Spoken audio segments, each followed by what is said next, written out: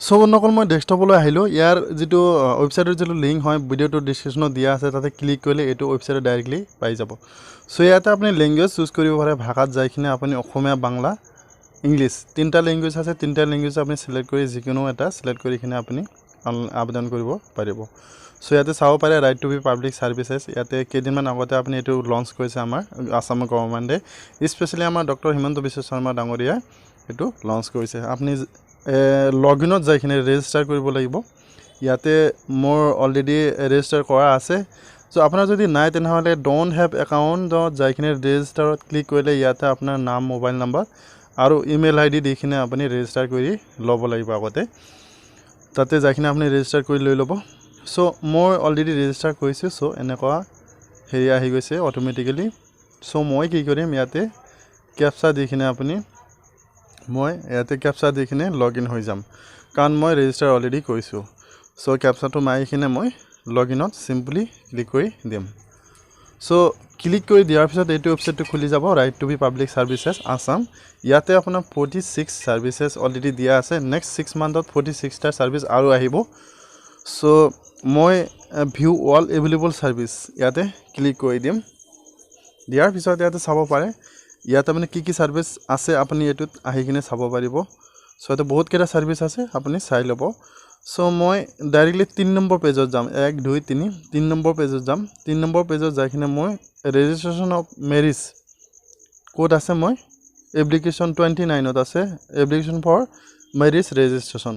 so ইয়াতে চাব পাৰে ইয়াতে ডিপাৰ্টমেন্টটো দিয়া আছে revenue and disaster management department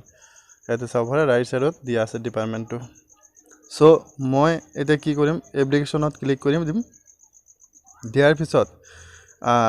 ফৰ্মটো খুল খাই যাব যেটো ফৰ্ম ফিল আপ কৰিম মই ইয়াতে আপুনি চাব পাৰে application for marriage registration so ইয়াতে আপোনাৰ তিনটা স্টেপ আছে ইয়াতে চাব পাৰে লেফট সাইডত 1 2 3 তিনটা স্টেপ পাৰ হ'ব লাগিব এটা এটাকে 1 2 আৰু 3 সো তিনটা স্টেপ পাৰ হ'ব লাগিব সো এটো হয় এপ্লিকেশন ইয়াতে কিছুমান গাইডলাইনস আছে এই গাইডলাইনস বোৰ আগতে ভালকে চাই ল'ব যাতে ভুল নহয় যেন সো ইয়াতে কি গাইডলাইনস আছে ইয়াতে চাই লওঁ মই guidelines for filling up the form attachment ইয়াতে 1 নম্বৰ দি আছে আবেদনৰ পৰিচয় পত্ৰৰ প্ৰতিলিপি দৰা কইনা সন্নিবিষ্ট শাখাত আপলোড কৰিব লাগিব দুটা ফটো হোৱা দৰা কইনাৰ হেটা হেৰি আপলোড কৰিব লাগিব copy of application ID proof লাগিব হেতু কৈছে দৰা কইনাৰ ফটো হোৱা হ'ব লাগিব সো এটো 1 নম্বৰ হেতু গল 2 নম্বৰত কি লাগিব আপুনি চাব পাৰে 2 নম্বৰত আপোনাৰ দিয়া আছে আপোনাৰ 2 নম্বৰটো কি আছে copy of the address proof আপোনাৰ এড্ৰেছ প্ৰুফত এটা হে দিব লাগিব যিকোনো দিব পাৰে আপোনাৰ ভোটাৰ কাৰ্ড পাসপোৰ্ট বা বেংক পাসবুক আধাৰ কাৰ্ড বা ব্ৰেড গ্ৰম এজৰ যেটো হেৰি আছে আপুনি দিব পাৰে যিকোনো এটা 3 নম্বৰত আছে কপি অফ প্ৰুফ এজ প্ৰুফৰ কাৰণে যিকোনো এটা আইডি প্ৰুফৰ কাৰণে দিব লাগিব ইয়াতে বাৰ্থ সাৰ্টিফিকেট এছএলসি এডমিট কাৰ্ডও দিব পাৰে 4 নম্বৰত দিয়া আছে in case of intended marriage বুলি কি বুজি পাও আমি সো ইন্টেন্ডেড মেৰিজ বুলি এটো কোৱা হয় যে আপুনি আনুষ্ঠানিক বিবাহ নহয় এটো আপুনি কোড মেৰিজ বা হেৰি কোড মেৰিজ যেতিয়া কৰে আপুনি কৰিব বিচাৰে তাৰ আগতে ইন্টেন্ডেড মেৰিজৰ কাৰণে এটা নোটিস আহে কোডৰ পৰা আপুনি এপ্লাই কৰিব লাগে সো হে নোটিস দি হেৰি কৰি কিনে নোটিস যেতিয়া পায় তেতিয়া আপোনাৰ এটো সময় দিয়ে কোডৰ পৰা যে আপুনি 30 দিনৰ পৰা 90 দিনৰ ভিতৰত আপুনি মেৰিজটো কৰিব লাগিব নহলে এটো এক্সপায়াৰ্ড হৈ যায় সো আকৌ আবেদন কৰিব লাগে সো ইন্টেন্ডেড মেৰিজটোৰ হেতুৱে হয় আপুনি এটো আনুষ্ঠানিক বিবাহ নহয় আপুনি কোড মেৰিজ বা তেনেকুৱা মেৰিজ হলে হেতু মেৰিজ বুলি ইন্টেন্ডেড মেৰিজ বুলি কয় সো আপুনি এটো ডাউনলোড কৰি ল'ব আগতে যদি ইন্টেন্ডেড মেৰিজ হয় সো এটো ডাউনলোড কৰি কিনে আপুনি ইয়াতে ফিল আপ কৰি দিব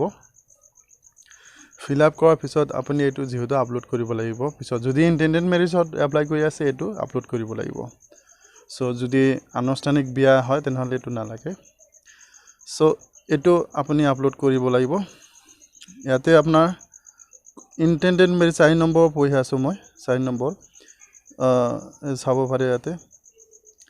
বিবাহৰ ক্ষেত্ৰত মেৰিজ নোটিস টেমপ্লেট এটো ডাউনলোড কৰিব লাগিব সহি লাগিব হেতু কৈছে আৰু যে আনুষ্ঠানিক বিবাহ ইয়াতে চাব পাৰে 5 নম্বৰ হ'ল আনুষ্ঠানিক বিয়া এতিয়া যদি আনুষ্ঠানিকভাৱে আপুনি বিবাহ কৰি আছে ইয়াতে চলিমিনিছ ইয়াতে ইংলিছত কি এটো দিয়া আছে আনুষ্ঠানিক বিয়াটো তোৰ কাৰণে এটো আপুনি চাব পাৰে আনুষ্ঠানিক বিবাহৰ ক্ষেত্ৰত দৰা কইনাৰ সহি সন্নিবিষ্ট শাখাত আপলোড কৰিব লাগিব ইয়াতে আপুনি প্ৰাপ্তিৰ নিৰ্দিষ্ট সময় দিয়া আছে ইনচিত বিবাহৰ আবেদন পঞ্জীয়ন কৰাৰ বাবে জাননী জাৰি কৰাৰ পৰা 30 দিনৰ পৰা 90 দিনৰ ভিতৰত মই কলো নহয় ইন্টেন্ডেড মেৰিজ যেটো হয় 30 দিনৰ পৰা 90 দিনৰ ভিতৰতে কৰিব লাগিব মেৰিজ কৰিব লাগিব so eligibility criteria of the obtain the এটা প্ৰয়োজনীয়তা নিৰ্দেশক কিছুমান দিয়া আছে আপুনি ইন্টেন্ডেড মেৰিজৰ কাৰণে কিমান বছৰ লাগে 18 বছৰৰ পৰা 21 বছৰ ইনচিত বিবাহৰ ক্ষেত্ৰত কইনাৰ নিম্নতম 18 বছৰ দৰাৰ 21 বছৰ আৰু যদি আনুষ্ঠানিক বিবাহৰ ক্ষেত্ৰত হয় দৰা কইনাৰ নিম্নতম বয়স 21 বছৰ হোৱা হ'ব লাগিব ইয়াতে ডিফাৰেন্স কিছুমান আছে আনুষ্ঠানিক বিবাহ যদি কৰিব বিচাৰে 21 বছৰ নিম্নতম হ'ব লাগিব দৰা কইনাৰ আৰু যদি আপুনি ইন্টেন্ড মেৰিজ কৰিব খুজিছে তেনেহলে 18 বছৰ কইনাৰ আৰু দৰাৰ 21 বছৰ হোৱা হ'ব লাগিব ইয়াতে এটো ভালকে বুজি লব আগতে ইন্টেন্ডেড মেৰিজ আৰু আপোনাৰ আনুষ্ঠানিক যেটো মেৰিজ কয় এটো মেৰিজৰ কি ডিফাৰেন্স এটো অলপ বুজি ভালকে লৈ লব সো ইয়াতে আপুনি কিছুমান হেৰি চাব পাৰে ফি দিয়া আছে চাৰ্জেস মাসুল আপুনি 50 rupees নোটিস ফিস এতি যেতিয়া কোৰৰ পৰা নোটিস দিয়ে ন তেতিয়া হিয়তে এটা 50 rupeesৰ কাৰণে এটা মাসুল দিব লাগে হেতু 50 rupees টো দিব লাগিব আৰু আপোনাৰ আৰটিপিএছৰ কাৰণে আপোনাৰ rupees পাৰ এপ্লিকেশন প্ৰতিখন আবেদনৰ বাবে 200 টকা ফিস দিব লাগিব ইয়াতে আপুনি এটো স্পষ্ট কৰি কিনে চাই ল'ব এবলে ভালকে কিমান ফিস লাগে এটো সো ইয়াতে চাই লব ভালকে 200 rupees লাগিব প্ৰতিখন এপ্লিকেশনত মানে 200 rupees লাগিব ইয়াতে কিছুমান ইনস্ট্ৰাকশন দিয়া আছে ইয়াতে কি instruction application all the mark field are mandatory and need to be filled up কৰিব লাগিব সব mandatory হয় আৰু আপুনি আপলোড কৰিব লাগিয়া নথিসমূহ 1 MB কৈ সৰু হোৱা হ'ব লাগিব 1 MB কৈ সৰু হ'ব লাগিব PDF ফৰমেট হোৱা হ'ব লাগিব যিমান আপলোড কৰিব ন সব 1 MB কৈ তলত PDF ফৰমেটত হোৱা হ'ব লাগিব আৰু যদি সিগনেচাৰ আপলোড কৰিব বিচাৰে তেনেহলে JPG ফাইলত হোৱা হ'ব লাগিব JPG ফাইল সিগনেচাৰটো যে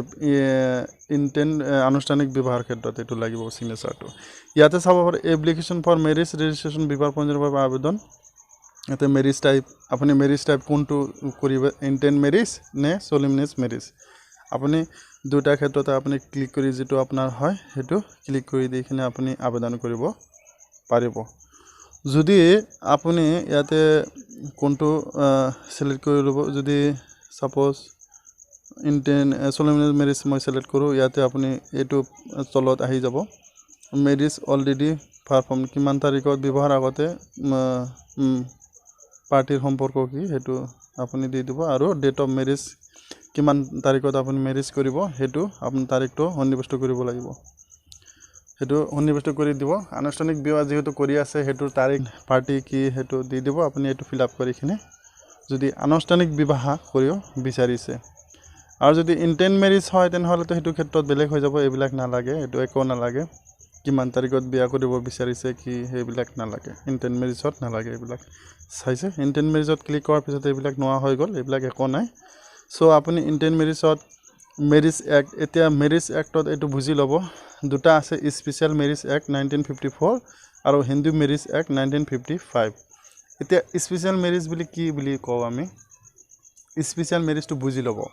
স্পেশাল মেৰিজটো মানে যদি আপোনাৰ দৰা কইনাৰ ধৰ্ম ৰিলিজনটো বেলেগ হয় যেনো হিন্দু মুসলিম বা খ্ৰীষ্টান দুটাৰ মেৰিজ ৰিলিজন বেলেগ হয় তেনেহলে হেতু ক্ষেত্ৰত আপুনি স্পেশাল মেৰিজ ক'ব পাৰে আৰু হিন্দু মেৰিজটো গমে পায় হিন্দুৰ হেৰি যেটো হয় মেৰিজ হয় হেতু হিন্দু এক বুলি কোৱা হয় সো এটো আপুনি ভালকে এবাৰ চাই লব সো কোনটো হেৰি কৰি আছে স্পেশাল মেৰিজ আৰু হিন্দু মেৰিজ দুটা সো হিন্দু মেৰিজত ক্লিক কৰাৰ পিছত মই ইয়াতে আপুনি চাব পাৰে মিস্টাৰ মিসেস ইয়াতে দেখনে আপুনি ক্লিক কৰি দিব লাগিব ক্লিক কৰি দিয়াৰ পিছত আপোনাৰ ফাৰ্স্ট নেম মিডল নেম আৰু লাষ্ট নেমটো দিব লাগিব আপোনাৰ যদি মিডল নেম নাই যেনে লাষ্ট নেমটো দিলেই হ'ল জেন্ডাৰটো দি দিব মিডল নেম মোবাইল নাম্বাৰটো এতিয়া এটো মাষ্ট বি দিবই লাগিব কম্পালসৰি ম্যান্ডেটৰি মানে আৰু ইমেইলটো আপোনাৰ কম্পালসৰি নহয় আপুনি যদি থাকে দিব নহলে নালাগে ইমেইল আইডি ইয়াতে ইমেইল আইডিত ৰেড হেৰি নাই আৰু ম্যান্ডেটৰি নাই সো ইয়াতে আপোনাৰ এপ্লিকেশন আবেদনৰ কাৰ্যালয় এতিয়া আপুনি কোনটো ডিস্ট্ৰিক্টৰ পৰা আবেদন কৰি আছে হেতু দি দিব আপোনাৰ ৰাইট সাইডত কাৰ্যালয় বাছনি কৰক কাৰ্যালয়টো কোনটো হ'ব মই হেতু আপোনাক এটো জাস্ট দেখাবৰ কাৰণে মই এটো এপ্লাই হেৰি কৰি আছো ইয়াতে লাষ্ট নেমটো ভুল হৈছে এটো মিডল নেমৰ যেটো দাস হয় হেতু দাসটো লাষ্ট নেমত গুছি যাব সো মইটো ভুল হোৱাৰ কাৰণে এটো ৰেড চেনটো আহিছে ইয়াতে দাস দি দিলো মই দিয়াৰ পিছত সেভ এণ্ড নেক্সটত ক্লিক কৰি দিব আপোনালোকে দিয়াৰ পিছত বেলেগ এটা পেজটো খোল খাই যাব বেলেগ এটা পেজ এটো 2 নম্বৰ পেজত গলো মই এতিয়া এটো ড্ৰাফট ৰেফাৰেন্স নাম্বাৰটো আপুনি নোট কৰি বা ফটো মাৰি ৰাখি দিব ইন ফিউচাৰৰ কাৰণে সো মই এটো ওকে কৰি দিলো দিয়াৰ পিছত ইয়াতে আপোনাৰ 2 নম্বৰ 1 নম্বৰটো কমপ্লিট হ'ল 2 নম্বৰত আহি গলো 2 নম্বৰত দিয়াৰ পিছত 3 নম্বৰটো আহি যাব 3 নম্বৰত ফিনিশ হৈ যাব সো ইয়াতে চাব পাৰে এপ্লিকেশন ফৰ ম্যাৰেজ ৰেজিষ্ট্ৰেচন ইয়াতে আপুনি চাব পাৰে ব্ৰাইড ফাৰ্স্ট নেম কইনাৰ প্ৰথম নাম কইনাৰ যেটো বিৱৰণ হেতু দিব লাগিব ব্ৰাইড ডিটেইলছ দি দিব কইনাৰ বিৱৰণটো ডিটেইলছটো দি দিব আপোনাৰ ইয়াতে কি আছে আপুনি চাব পাৰে এটো এনেকে দি দিব মাদাৰ্স নেম ফাদাৰ্স নেম কি লাগে হেলু বিলেক দি দিব আপুনি ফিল আপ কৰি কিনে তাৰ পিছত তলত আছে আপোনালোকে তলত চাবে কইনাৰ স্থিতি কি তো কইনাৰ স্থিতি দিব মেৰিড আনমেৰিড ডাইভৰ্স এবিলাক যি আছে হেতু হিচাপত আপুনি সিলেক্ট কৰি দি দিব আপুনি কি কৰি আছে হেতু দি দিব তাৰ পিছত ক্যাটেগৰীটো কি সিনিটিটো আপোনাৰ কোনটো কাষ্টৰ হয় হেতু দি দিব তাৰ পিছত ডেট অফ বাৰ্থ আপোনাৰ দি দিব মোবাইল নম্বৰটো দি দিব ইমেইল আইডিটো কম্পালসৰি নহয় পাৰ্সোনাল ডিসেবিলিটি যদি থাকে দিব নহলে নালাগে আপোনাৰ ইয়াতে চাব পাৰে name of the children of the earlier marriage যদি কিবা চিলড্ৰেন আগতে বিয়া হোৱাৰ পিছত যদি চিলড্ৰেন আছিলে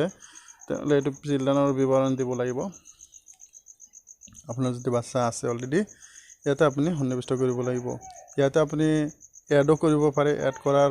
হেৰি আছে first name middle name last name date of birth আৰু প্ৰেজেন্ট এড্ৰেছ ইয়াতে আপুনি প্লাস চিনত যাইখিনি এড কৰি কিনে মোৰ আপুনি এড কৰিব পাৰে ইয়াৰ পিছত আপুনি চাব পাৰে name of dependent if any যদি থাকে তেনেহলে ডিপেন্ডেন্ট দি দিব ইয়াতেও সেম আপুনি এড কৰিব পাৰে তাৰ পিছত টোটাল ইনকাম অফ পেৰেন্টস এতিয়া পেৰেন্টছৰ ইনকাম কিমান হেতু দিব লাগিব ইয়াতে দিয়া আছে কিমান আপুনি হিচাপত দি দিব হেতু ইনকামৰ হেতু তাৰ পিছত কইনাৰ বৰ্তমান ঠিকনা কি হেতু দি দিব বৰ্তমান কোত ঠাইত বসবাস কৰি আছে মানে প্ৰেজেন্ট এড্ৰেছ বুলি ক'ব পাৰি আপুনি প্ৰেজেন্ট এড্ৰেছটো ইয়াতে ফুল এড্ৰেছটো আপুনি ভালকে লিখি দিব village police station post office pin code LOC সমষ্টি আপোনাৰ কোনটো হয় দি দিব ৰেসিডেন্স পিৰিয়ড এট প্ৰেজেন্ট এড্ৰেছ ইয়াৰ মান কিমান দিন ধৰি বসবাস কৰি আছে দি দিব তাৰ পিছত কইনাৰ হয় ঠিকনা এটো দি দিব আপোনাৰ যদি পাৰ্মানেন্ট এড্ৰেছ সেম হয় তেনে টিক মাৰ্ক দি দিব ক্যাটেগৰী স্টেট ডিস্ট্ৰিক্ট এবিলাক দি দিব সো এনেকে কৰি লব আৰু ইয়াৰ পিছত আপোনালোকে নেক্সটত ক্লিক কৰি দিলে 3 নম্বৰ পেজত আহি যাব 3 নম্বৰ পেজত কইনাৰ এটা কইনাৰ বিৱৰণ হল দৰাৰ বিৱৰণটো লিখিব লাগিব দিয়াৰ পিছত আপুনি 3 নম্বৰত আপুনি ফাইনাল যেটো সামেশন বুলি ক'ব পাৰি ফাইনাল সামেশন ক্লিক কৰিলে ফাইনাল সামেশনটো হৈ যাব হোৱাৰ পিছত এটো